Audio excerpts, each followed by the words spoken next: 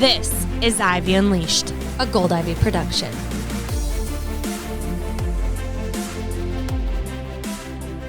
Welcome back to Ivy Unleashed. Thank you for joining us today. I feel very honored and privileged to be sitting here next to a marathoner. Brooke Herbert is a marathoner, everybody. Let's go! Congratulations. Thank you. We did the damn thing. We did. You did. You finished a marathon. Holy buckets is all I'll say. How does it feel? You're wearing your finisher shirt, marathon finisher shirt. It was a once-in-a-lifetime experience.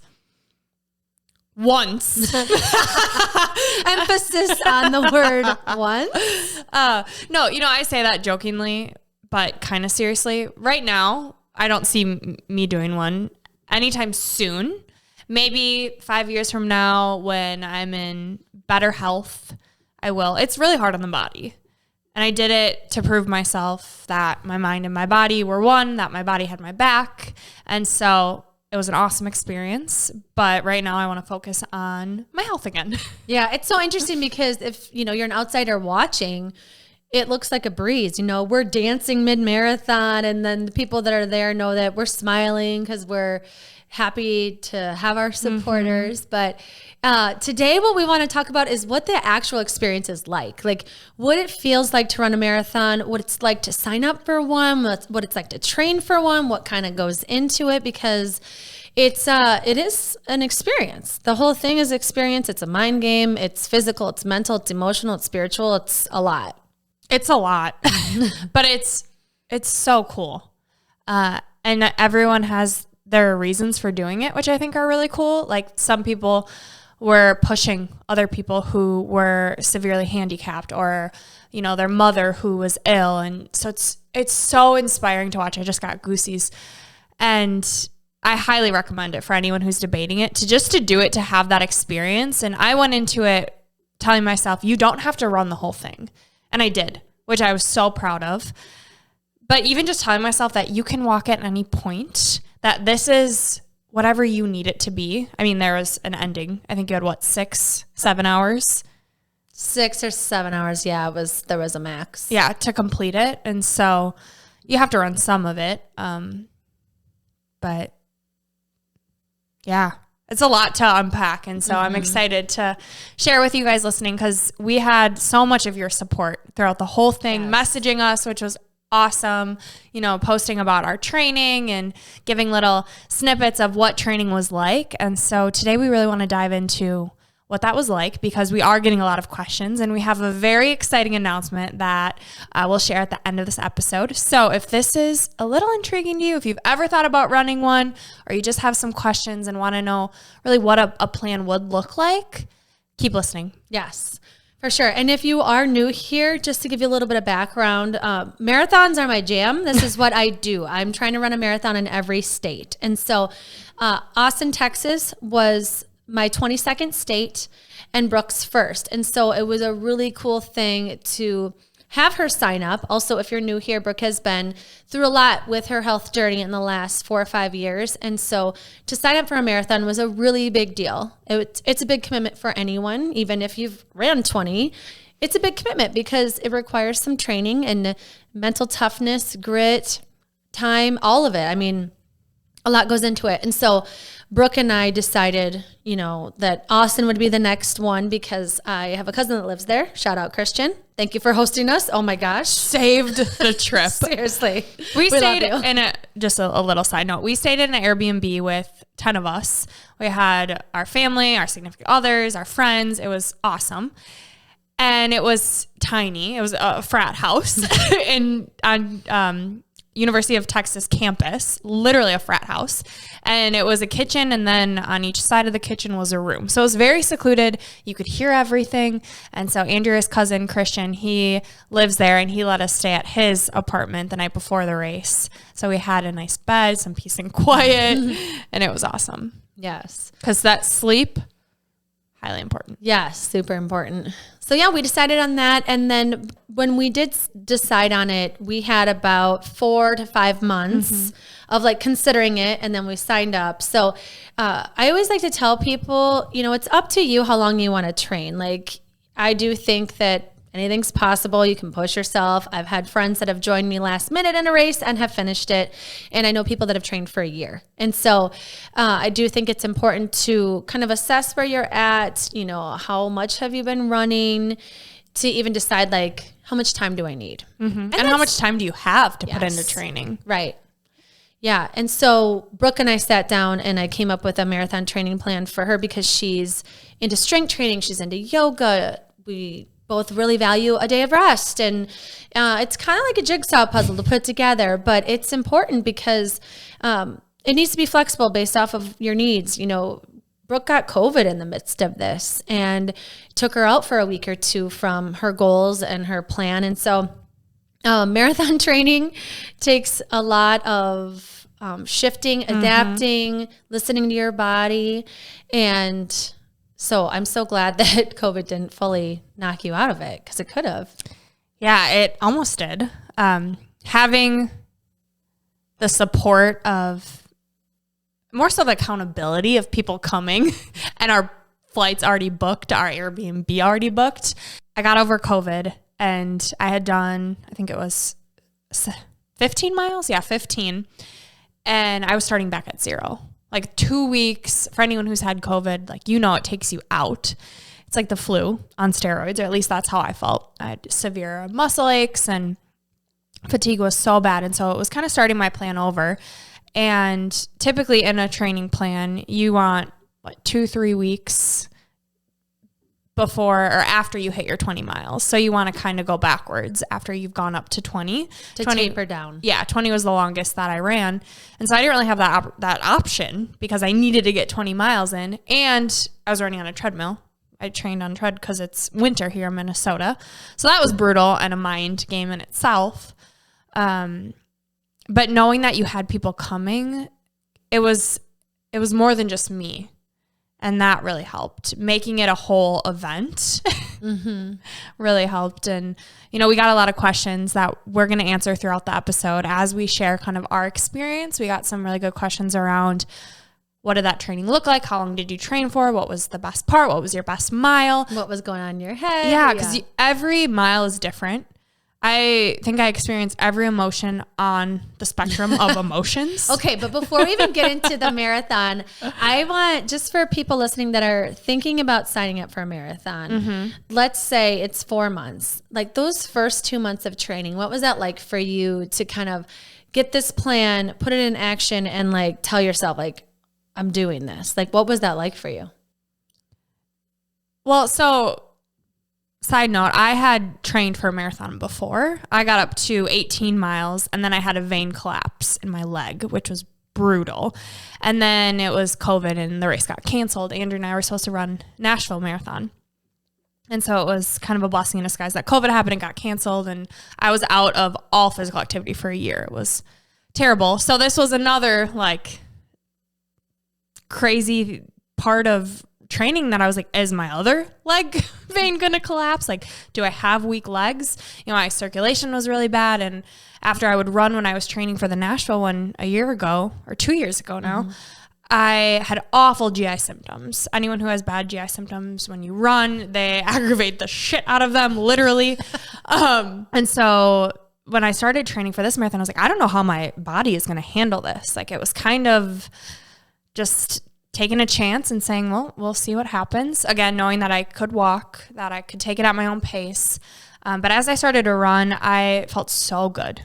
Up until this point, I had done so much work on my gut, on my healing, on my energy. I knew that pounding electrolytes as I was running, I knew recovery. So I kind of learned from my past training, but also just through all the work I did on my own health on how to make sure I was keeping myself healthy during this, because it's a lot on your body. But the first 2 months, to answer your question, it didn't really feel real. I love sticking to a plan, and I do really well having a plan in place so that I know what I'm doing. It takes the guesswork out of it, and it makes me more accountable to myself to show up when I know what I'm doing. I have this laid out. So Andrea made me a training plan, and I had yoga in there. I had strength training, and it was a lot of variety. And so the runs, they didn't really feel like a lot. It was, you know, I could listen to music. Time would go by fast. I'd put on a podcast, and then it got to the 10 miles and the 12 miles. And I was like, holy shit, this is a lot on a treadmill. So then I had to get creative on, okay, music isn't doing it anymore. Like I've gotten in the groove. I've gotten my stride. Now I need to distract my mind. So it was hard because when I was training for Nashville, I could run around the lakes in Minnesota. I could, you know, make a different course out of it. And this was just in LA Fitness on a treadmill, staring at the word confidence and goal set and all of these words on the wall and watching other people work out. And so luckily Tony Robbins was having a free seminar during the time when I was doing my 20 miles and my longer miles. And so I just listened to that. I got amped. I was dancing on the treadmill, anything to bring me more energy. And you had mentioned earlier that we looked like we were having fun running, but we know the importance of like pumping up your arms, getting the crowd going. And that's something that Andrea told me. She's like, you use that crowd. And so I probably looked like a crazy woman, but I was like more into their face than they were cheering me on because it brought me so much energy. So it was definitely mindset shifts as the training went on for me and learning how to adapt and make it work for me and not dread it. Mm-hmm. I think too, there's something about the days leading up to a really long run in your training where you're like, am I going to be able to do that? Like, I've got the time set aside. Like, how's my body feeling? Do I really want to? And you got to think about what you're going to do the night before, what you're going to eat the night before. What you can't do the night before. Like, you need to sleep. Yeah, and staying hydrated and so many things. But yeah, I definitely think where we live is a big barrier. Mm-hmm. I've never been so sick and tired of a treadmill before. It never really bothered me that much before. I don't know why this time. I think maybe it was because I had the isolation. I was going to say quarantine. I was quarantined for 25 days with my kids. And during that time, my husband was gone, like half of them on funnel trips he was having. And so I think I was just needing out of the house and off the treadmill. And so turns out the Austin Marathon is very hilly. Like, you're telling me. So hilly, you guys. There's this sign usually that, you know, you hit mile 24. Every mile there's a sign. Mm-hmm. But this one, they had a sign after 25 to let you know there was half a mile left. So obviously this is at 25.7. Mm-hmm. And the reason they have a sign that says 0.5 I thought left, they were being nice. No. They're letting you know that because basically the rest of the race is straight uphill to the very, very end. It was the steepest hill of the entire course. Austin, mile 26. Austin, this is not okay. You need to change this. This is mean. It was mean. I was looking at the crowd going up the hill like, excuse me? Like, who designed this course? I was like, tell me it's over soon. Tell me it's close. Tell me I'm close. And they're like, you got it. You didn't come this far to only get this far. Yeah. Oh my gosh, there's like tears. People are on the sides with the paramedics. I'm like, oh God, okay. But I was thinking though, okay, this is still better than a treadmill. Like I had been saying during the train, like, I don't care what hill there is. I don't care. I want some twists. I want some turns. I want to see people. I want to see a tree. I just want to be outside. Yeah. Running. I knew that. Like, I thrive in that atmosphere of like pushing yourself with people watching. Like, people are taking photos. I'm like pretending I'm on the runway, you know, like anything to like get my mood up and make it a game. But I knew that going from training on a treadmill to outside, it was going to be so nice. It was going to go so fast. And it was so beautiful out. Yeah. The sun came out at the perfect time. It was... Beside those damn hills, every 5 minutes there was a hill. Yeah. Like mile 12 was a hill. We had a friend and husband, boyfriend run up this hill with us on mile 12, and we thought that was the last big hill. No, mile 26. But then it was cool because you came down and you got to see the finish line, and that was a feeling I'll forever have, I think. Yeah. What's really cool about your experience was Austin is an incredible marathon. Like, it is such a beautiful city. It's great weather. There are so many fans, which makes the course. Oh, there was so many people. And live music along the way. I mean, I've ran marathons where there's like 100 people in the race, and it is like a ghost town out there. And so this was so nice. Not only that, but the expo was so fun. And I mean, COVID has kind of shut things down too, but this one was big and fun. There was 16,000 people that ran the race. Yes. So a lot of people. Yes. Yes. It was beautiful. It was so organized. And because of all the marathons I've done, I've seen very unorganized races. I've been a part of them that didn't have enough water stations, didn't have enough volunteers to hand you stuff, or the signage where you don't know which way you're going. Like, Austin was put together so well. So I'm so happy that this is the one that you came to. Minus the hills.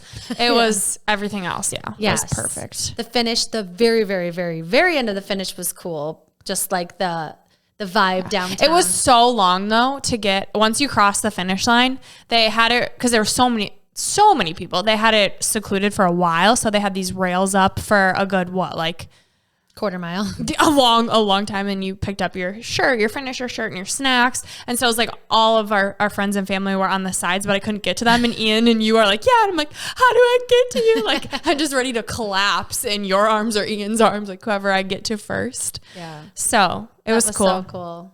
It was cool though, because there were so many people that when I came around the corner, everyone's, cheering and taking pictures, and I didn't know where anyone was. And so I'm like, all right, like, just keep going. You don't know who's watching you. I don't know when, who's going to get the shot of me crossing the finish line. Yeah. So you're running this race. You and I start. We split up pretty quickly because there were so many people. And we'll get to this later because I know there's a question we have from the listeners about why we split up. But just kind of talk us through, your experience, your mind game, what you're feeling when you're running your first marathon. Holy shit, we're doing this.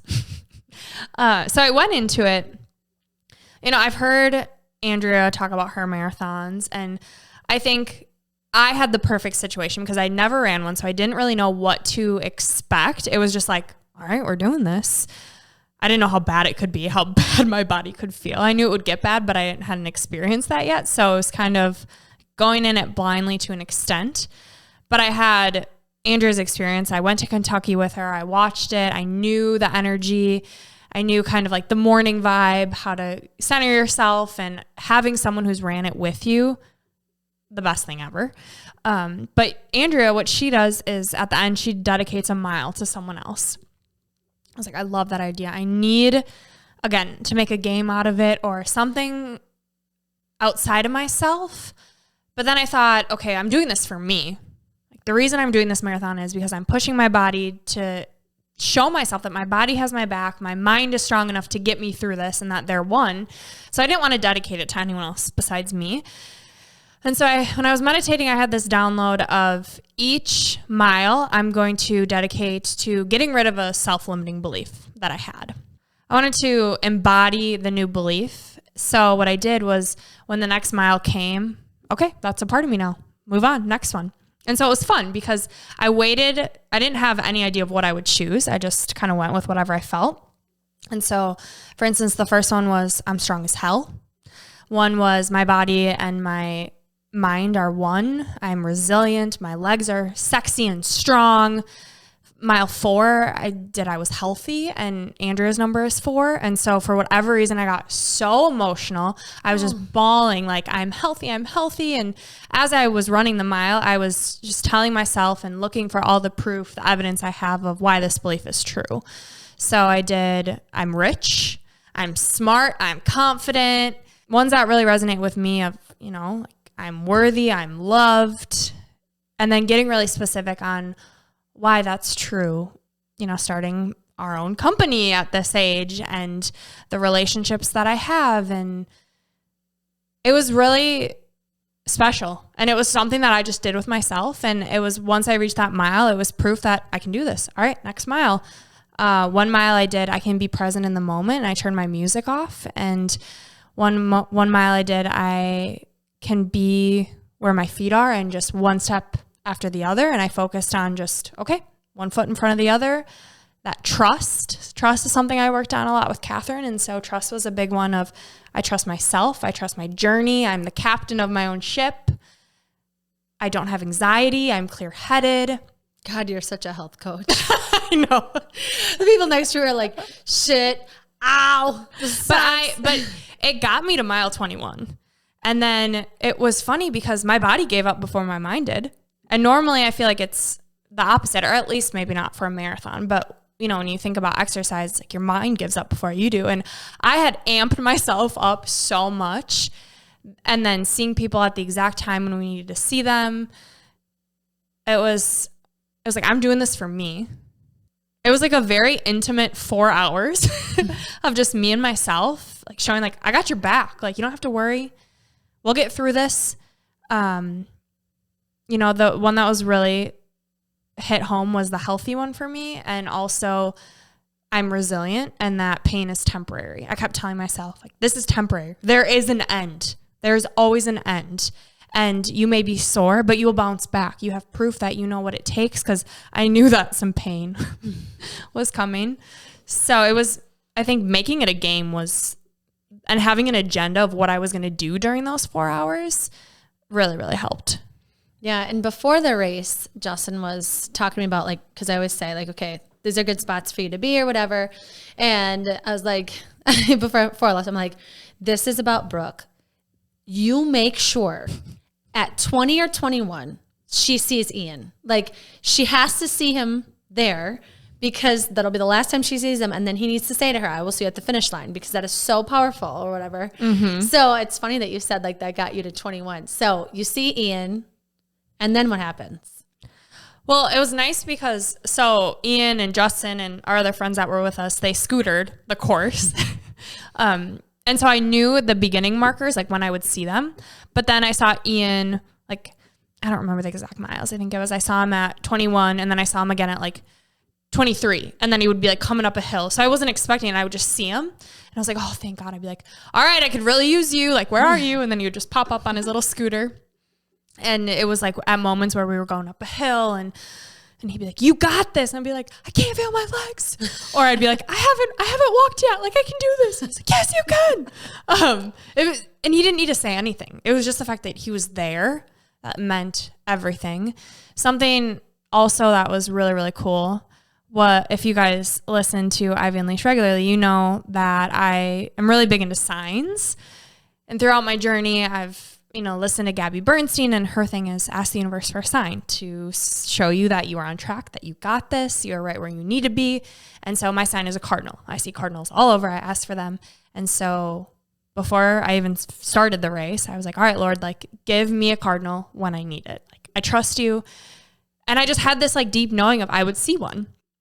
And so we're running, and I think it was at like mile 18 or maybe it was 18 or 19 when like I was still doing pretty good, but like the legs were getting really heavy. And there was all of this awesome like artwork on side of buildings, and there was so much stimulation visually. And there was these big ass red birds, like it was a smoke shop. And so it was these big ass red birds with cigarettes on their beak. And then this huge bird. And I'm like, okay, maybe it's like Andrea and I are like, maybe this is supposed to be a cardinal, and it's like Andrea and I, and then smoking God's like this big red one. And I'm like, no, I'm trying to make this be my sign. It's not my sign. So I'm like, okay, I trust, I'm going to see my sign. And so after 21, after I reached 21, like I totally felt like my stride was different because my legs were so sore. They were so heavy. And I was like, okay. And all of a sudden out of the corner of my eye, I see this guy's hat. And it looked like two crosses and a red thing in the middle. And I just knew. And I'm like, no, I think so. And so I got closer, and sure enough, it was a cardinal in this guy's hat. So like, what are the odds that this man is on this corner right when I need him? And so that was really cool. That empowered me. And then my fourth quarter playlist, what I did, Andrea told me about her fourth quarter playlist, and I am pretty sentimental, and I knew that like having emotions, having a reason, and my grandparents' wedding song is Can't Help Falling in Love by Elvis, and the new rendition of it by Haley Reinhart, I think is who it's by. right after my grandma passed, she came out with this new rendition of it. I was sitting in a building on campus when I was in college right after she passed, and it was in the basement, and all of a sudden the song started playing. And the professor was like, where is that coming from? And it was literally coming from the walls. I can't make this shit up. And my whole body, and I'm bawling. I'm like, I'm sorry. Like, this is just weird. And so that ever since then, like, that song is just like, it's got something. It means something to me. And so I played that song, the slow song, at mile 24, and I was just bawling. I'm like, Grandma, I'm doing this for you. So that part, it was like kind of outside myself. So using like your emotions to your advantage and knowing like what was really going to get me in those deep feels to push myself through. And then also having your people, huge. Yeah. I think too, people see this marathon and they're like, wow, 26.2 miles. But it's like, you do so much before then. There's so much like, mind game, you have issues with your feet when you're training, or you got to switch out your socks or something because your foot's in pain, or you have a knee issue, or something happens when you're pushing yourself like this. So getting to the race, like there's a lot that goes into it up to that point. So like the race, and that's something to celebrate too, right. That hard work. Yeah. I think there's so much grit that you gain up to that point that you're already a badass before you even go. And what's so funny is Brooke and I are starting, right? And we're in this street that is packed full of people, right? And we're like having our moment, and I'm hugging her and I'm telling her like, you've got this, you're going to do this today. Like, you've put in the work. Like, this is going to be incredible. You got this. I can't wait to see it. I could cry just. Yeah. So we're having this moment. We're like both getting teary eyed. She's like, you have everything you need within you. We're both crying. And then it's time to go. And I'm just, you're looking at your watch because you want to start it, and you're making sure like your belts are good because you got to have all your fuel in there. I zip up my zipper on my fuel pack, and the zipper busts off. Like, it's literally time to start the race. Like, people are moving in front of us. She's like, Brooke. I'm like, I need my fuel. It's in there. And then she's like, don't open it all the way. And my phone's in there. Well, then we couldn't get it open because it had zipped all the way shut and then broke off. So like trying to put the zipper back on to even open it. It's all these things happen. Like when she was in Kentucky with me, like, the biggest thing before a race is that you want to take a shit. Like, you don't want to have to go when you're running. And it's so like you're in the bathroom a lot. And then all of a sudden, right, like an hour or two before we have to leave for the race, the door is jammed. The door is jammed to our bathroom. It won't open. And then like right before we leave for the race, I get my period. It's just like so many things happen when you're a marathoner that need to go right in order for you to be like in this peaceful Zen spot. And just stuff always happens. It's a test. It's like, how mentally tough are you? It's such a test. It is such a test. You need your support crew. You need to ask strangers for things. People on the street are handing you a Kleenex to blow your nose, or little kids are handing you gummy bears because they know they're full of sugar and that's good mid-race. Or like there were so many signs that were Mario, the little mushroom, and it was like tap for energy, and like, you best believe I'm crossing the whole street just to tap that hand. Or like dogs were raised, like propped up, their owners propped them up to high five the dog. And thank God like people were okay with COVID. Like, they're like, it's fine, just give us high fives, because I needed that. Yes. Yeah. It's so cool. It's such a good experience. I mean, even if you don't want to run a race or you're not physically capable for any reason, need some inspiration, just go watch one. Yes. Yeah. It's a beautiful experience. It's really people coming together, a bunch of strangers coming together to support you. I mean, people lose their voices on the sidelines yelling for strangers. It's beautiful. And it's addicting because it's learning what you're capable of every time, even if you've done it more than once. The first one's so special because it is magical, because you see like, wow, I did it. Like I wanted to do this, and it was a lot of work, and there were a lot of things that could have gone wrong and did go wrong, and I still did it, you know? And so I'm super addicted to it. I think the one thing that may get me to do it again is your body doesn't remember pain. It's going to remember all of the amazing things, overcoming the experience, and not the pain. And that's what's going to get me in trouble. So I'm trying to tell myself, because it was, walking around Austin the next 2 days was brutal. Those scooters were nice. Yeah. Justin scootered Andrea and I. It was great. Yes. Okay. What was your experience like? So 22. Yeah. It was a lot less pressure because you were doing it too. It was like, I knew I had to. You're welcome. Yeah. Like there was no question that I was going to finish it. Cause there's always a question. This one, it was like, no, I got to pull her across it. Like I need to be there to take a video of it. I can't be, falling apart anywhere on this course. And so, it was cool because I was just thinking of you and like, this is her first time doing this. And like, how is she doing? And then like asking the people we're with, like, she's good. You guys see her? Like, she's good. Something that really helped too was two things. Before we parted ways, because Andrew was like, see ya. I'm like, please go. She was like, at any time you're struggling, like envision me pulling you. I have a magnet and I'm pulling you. And so that helped me so much.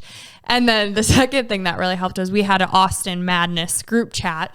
And so we would respond to each other, or, Andrew would be like, mile 20. And I'd be like, mile 17. And I'd be like, I'm coming for you, bitch. And she'd be like, come and get me. And I'm like, not texting. I'm just talking into my Apple Watch. And so I'm like, let's go, effers. And like out loud. And I can't hear myself really because I have my headphones blaring. But you just like don't care what you look like or how you're acting, because people just have mad respect for you even being here and doing this, that it's like in a weird way, this like freedom to really be who you are because you don't have a choice. Yeah.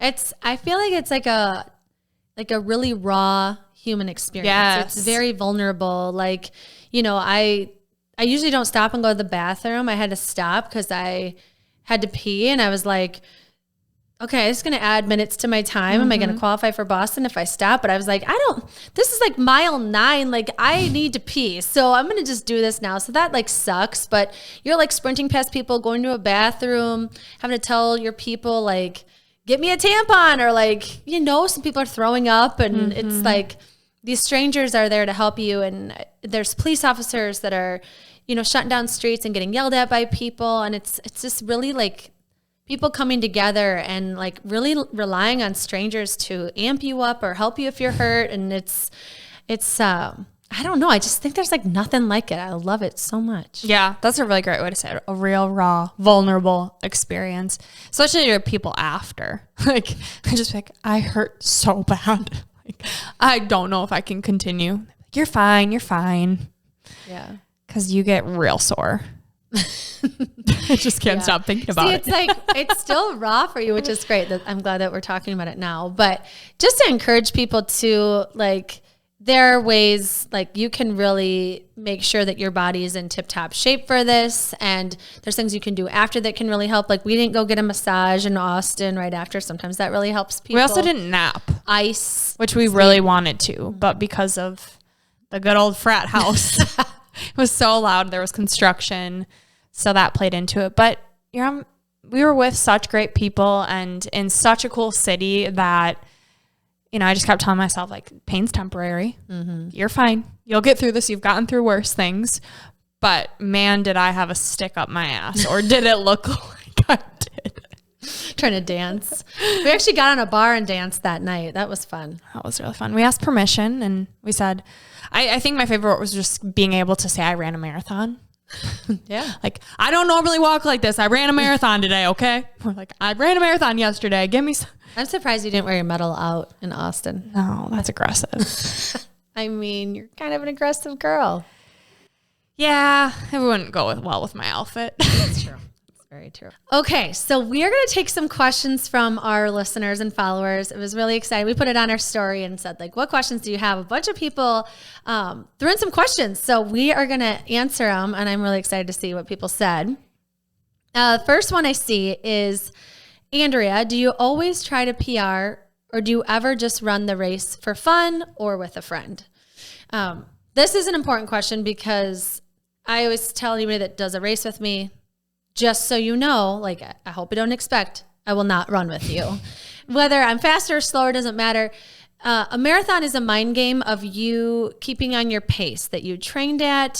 Sometimes you are in pain. You have to change your pace. Like I had a marathon in Vegas that was terrible, and I ran a lot slower than I normally do because I wasn't feeling right. And so to have to stay with someone that's struggling when you're feeling fine on top of like just trying to get across the finish line. And I do think the marathon is an individual experience. It is an individual training experience. There's no way to have the same experience as someone else. And I think that journey of getting across the finish line is really dependent on you, your body, your brain to get you there. And personally, I do try and PR every race. Like I typically know what I'll probably finish at based off my training. I never really know exactly what's going to happen until I hit 20 because sometimes I'm in a lot of pain and sometimes I feel like Superwoman and I'm flying way faster than I normally run. And so, it is fun for me. Like the reason I do it is because I get such a high from crossing the finish line. It's fun for me to challenge myself. You may think I'm sick in the head, but I like pain. I like to push through pain. I like to get more grit. It helps me in my life to not complain about the dumbest stuff. It makes me think I'm a badass. It gives me a ton of confidence. There's so many things that like it may not sound like fun to you, but it's fun to me. And so it's always fun. And that's why I wouldn't do it if it wasn't. And then as far as just like running with friends, like I'll sign up with friends, I'll travel with friends, but I will not run with a friend. I think it's harder to run with someone, just through my experience, because you're trying to make sure you're okay while also making sure the person next to you is okay. And then exactly what you're saying, like some miles you feel on top of the world, some miles you don't. And so then taking into account like their pace, you don't want to hold them back. You think that you'd feed off of each other's energy, but there's so many other people. And then you look forward to when you do see your people. Like then it's a jolt of energy when you do see your people versus like always being next to someone. And yeah, when you finish it on your own, it's such a confidence booster and you get that grit.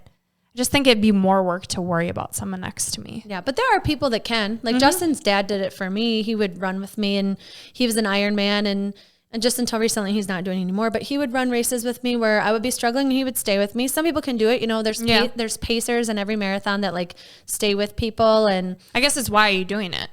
Right. Yeah. Yeah. I think if you're trying to prove something to yourself, you know, but if you do sign up with a buddy, just know chances are they could be shitting their pants and they don't get to finish. Like you will have to do this potentially on your own. Yeah. Don't rely on them to finish. Yeah. Yeah, for sure. That's a great question. Thank you for the question. I love it. And what's next? I hope to always PR. I'm excited. There was a sign, multiple, that said PR or ER. Remember that? Yeah. So that was also a really great motivation of, all right, I've got two choices. And I kept saying when people were like, what's your goal? I was like, to not end up in the ER. And so then there was that sign and people had the funniest signs. Someone had a sign that said, you're doing this all for a free banana. And oh, that irked the shit out of me. I was like, why? Because now that's what I'm thinking of. I'm really putting myself through this. And I didn't even get a banana. Yeah. We did get these sick we shirts though. If you're watching on YouTube. They gave us a lot of cool free stuff. It was a good race. All right, next question. They had to make up for those hills. Yeah. All right. What mile did it feel the hardest and what mile felt like $1,000,000? Hardest was definitely that last hill for me. Yeah, but I knew though that the end was so close. Yeah. I'd say like 23 or 24 where I was like, shit, I still got 30 minutes of running. Or I think 4 when there was 4 left. So mile 22. So I'm like, that's a lot. Yeah. It doesn't sound like a lot right now, but when you're in it, 4 feels long because you've already ran 22 and that's longer than you ran. Yeah. I also think there was like kind of a lull in the course. Yeah. Wasn't a lot of people. Well, it's because people die off because they want to go to the finish line. Yeah. So you're kind of on your own for the last few miles. Yeah. I definitely recommend running with someone who's going to finish before you are because then you know they're waiting for you. Because I was like, I got to finish. And there was people that had signs like, hurry up and finish so we can go get a beer. And I'm like, yes, like I just want to party with my people and hang. Like I was so excited to just have this done with to actually enjoy our trip. Yeah. So that helped get through too. Yeah. The vacation destination aspect was a big help.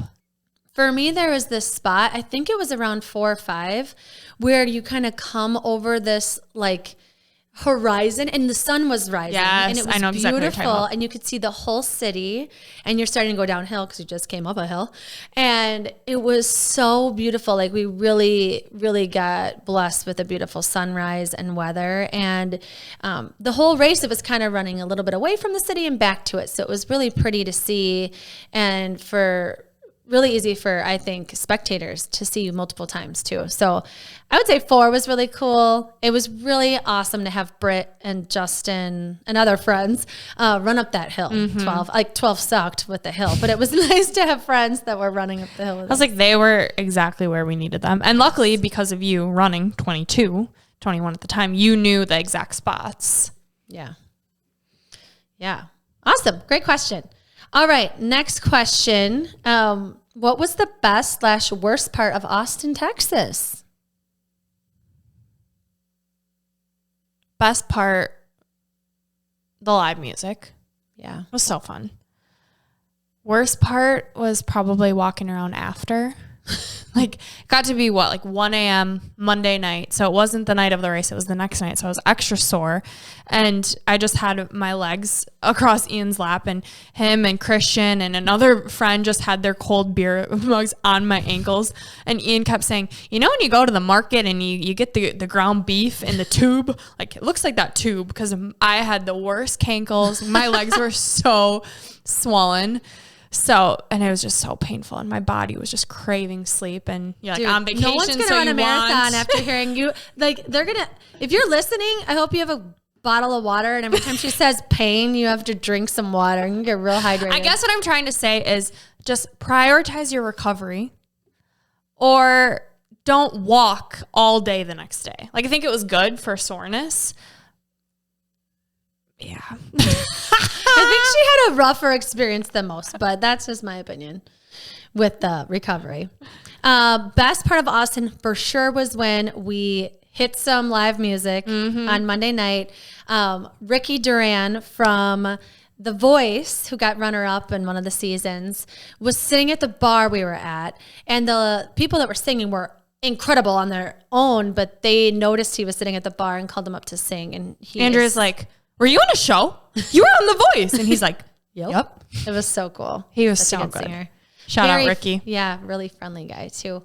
I used to feel like people were so friendly. And the tacos in Austin, all of the taco stands, tacos and live music, loved it. I would say the worst part was probably just sleeping with construction. Like, we just were kind of a crappy spot. They were building some like apartment building right next to where we were. So I really have no complaints about Austin, though. We had the best Uber drivers that were like rocking out to music and just so friendly and sweet. Random strangers were buying us drinks. There's such different vibes to everywhere you went. Highly recommend. Yes. All right. Next question is about training. What was your training schedule? Like, how long before did you start? Did you taper, etc.? So with this, I highly recommend that you work with a professional. To figure this out, because I do think it is an individual experience. You can Google a training plan and it'll be a rough estimate of what will work. The number one key is these long runs. You need to make sure you're hitting your long runs. Some training plans will have you running 6 days a week. I think that's a lot. That's so much. And I honestly do think you could get away with a training plan that has 3 days of running. That's my personal opinion. I do it. And I've seen and helped a lot of people experience the same thing. So as far as that goes, I would say and recommend that you give yourself 4 months to 6 months. I don't think you need more than 6 months. I've very minimally trained before a marathon. It's definitely possible. But if you want to also go in confident and get that mileage, like, I do think those long training runs are important. So, and it's tough on your body. So I think that's why training is so important. Whether, like my experience, whether you have health issues or not, you're putting your body through something that it's never gone through. Running that long, having to have energy chews to make sure that you're not passing out, that you are staying hydrated, even just getting in the stride of knowing what it's like to be running for that long, even if you do walk. It's so important. And what I loved about my training schedule was because Andrea did it for me, because she knew my schedule, what worked, when I could do my long runs, I could do yoga, I could do strength training, which helped me so much, because if you run 6 days a week, you're burning yourself out. Yeah. Injuries. I talked to so many clients too about the importance of strength training that they found with running races so that they don't get injured. Yoga, because you are so sore. Mm-hmm. So having someone plan it for you so it works with your schedule, so it doesn't seem like so much. Yeah. And two, if you fall off, having someone to talk to throughout the process is important too. Yeah, and you should probably have about 3 weeks to taper from your longest run, which will be somewhere between 19 to 22 miles based off your training plan. Mm-hmm. So you can always shoot us messages and talk to us about this. We could talk about this all day long. All right, and we have time for one more question. Last one, training plan and how you actually finish without wanting to quit. But you're probably always going to want to quit. Like most marathons, like I can't imagine not wanting to quit. Like part of you wants to quit. Your body is like, we're done. Can we be done? I think having things to look forward to, like anything in life, right? Having your people at the finish line, knowing that at those hard miles, you're going to see people, knowing that you get to do something exciting after you work so hard, practicing that self-talk that you're going to use, huge. Yeah. And knowing, okay, what are these limiting beliefs that are going to come up in my head? How can I combat those? And then having your people, so important. Yes, for sure. Yeah, it's lonely if you don't. Like I've done some marathons where, it was really hard to see you in Kentucky because we were in the middle of this huge, what was it? Park. We were in the middle of this huge park that was like, there was no spot for Brooke to go for a lot of it. Very isolating. And so I think choosing a marathon that feels right for you. It feels like the right amount of people. Your people can be there. And like we said before, it won't be just like you show up to a race and you don't know what you're doing. You will have trained for this. So we want to talk to you about something that we are going to be offering, and it is customized marathon training plans and calls. So we always offer health coaching, so you can sign up for one of our packages online at any point. We are also now having a special on customized marathon training plans. We got so many messages on how are you training? What is this looking like? What do you recommend? That we saw a need for it. And me running my first one saw how important it is to have a schedule, to have someone to talk to work with. Not only physically how to train your body, but mentally how to train your body. It's how to fuel, such a mental what you need game. to wear, different suggestions for what you'll be wearing, how you'll be fueling, how you'll be hydrating, what to eat the night before. And I just... we want you to feel like we are with you. Like you're not alone in this. It's kind of like an isolating thing to be like, how do I even do this? I want to talk with you about your schedule, what you want your week to look like, what kind of variety you want, what you have going on with your schedule, with work, with family. I mean, it's tough to find these pockets of time. So that's why coaching's available with it. And so, it's kind of a big puzzle to put together, and a lot of questions come up as you're training. Things happen, and I've ran 22 of these. I kind of know what I'm doing. I've hit some walls. I've had some injuries. I've had to troubleshoot. I've had to change my shoes. I've had to change a lot of things. And so I'm here for you, and I'm so excited to offer this. It's going to be amazing because I couldn't have done it without her. Like I said earlier, it is mental, it is physical. Having someone by your side to know you're not alone, to do something this amazing. Like, I don't think it's really sunk in that I accomplished this. Like, I can tell. I feel like you were like, I'm like, you're a marathoner. You're like, am I? It took so much training, so much work, but it was so worth it. Like, I am so happy I did it. But I couldn't have done it if I didn't have those, 4 to 6 months to mentally and physically prepare.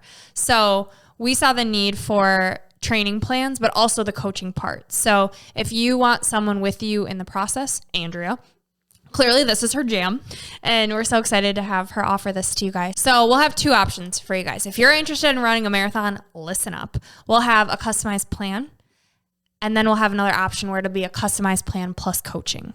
So if you're interested, head over to our website and you can check it out. We'll also be posting about it on our socials, and you know how to reach us. You can message us on socials. You can email us at info@goldivyhealthco. And this is Andrea's jam. Yes. Sometimes we put these ceilings on ourselves that really limit our abilities, really limit what we're capable of doing. And I do think that with the right coach and training and proper hydration and fueling, that you can run a marathon too. And I would love to be a part of that for you. I would love to talk about your schedule. I would love to help you cross the finish line. It would be the joy of my life. So do it for you and do it for me. I went from barely being able to get out of bed to running a marathon with her help. And so if I can do it, you guys can do it too. Thank you. You're welcome. Thank you so much for joining us in this awesome conversation. Brooke, congratulations on running a marathon. Thank you. I'm so proud of you. I'm so happy I was there to witness that and see you cross that finish line. It was one of the joys of my life. Oh. I'm so proud of you. Oh. Yes. And if anybody listening knows of a friend, a family member, someone that would want to run a marathon, please share this episode with them so they can hear us, see if we would be a good fit for them, if they could get inspired by this. Join us somewhere. If anybody just wants to run with us, we'll let you know what state we're doing next. Andrea. Maybe. Never say never. April 23rd, 2022, I will be running in Kansas. So let me know if anybody wants to do a road trip to Kansas or meet us there. It'd be fun. Yes. You can do anything you set your mind to. That's right. All right. As always, we're going to leave you with a piece of gold. This piece of gold comes from T.S. Eliot. They say, only those who risk going too far can possibly find out how far one can go. This is Gold Ivy signing off. Listen to your truth and go chase your gold.